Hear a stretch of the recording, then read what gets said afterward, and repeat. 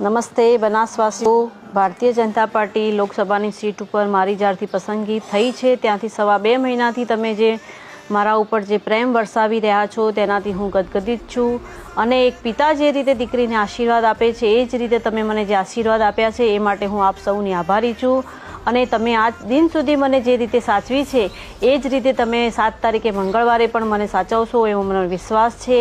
તમે બધા જે મને વોટ આપવાના છો એ બધા વોટ ડાયરેક્ટ મોદી સાહેબના ખાતામાં જ જમા થવાના છે અને એનાથી મોદી સાહેબને વધારે બળ મળશે અને એના થકી આપણો દેશ વધારે મજબૂત બનશે અને આખી દુનિયામાં આપણો હિન્દુસ્તાનનો ડંકો વાગશે એવી મને ખાતરી છે।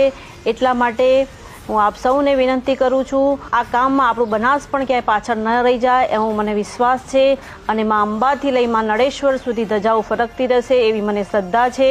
આપ સૌનો ખૂબ ખૂબ આભાર। જય શ્રી રામ। ખૂબ ખૂબ આભાર। જય શ્રી રામ।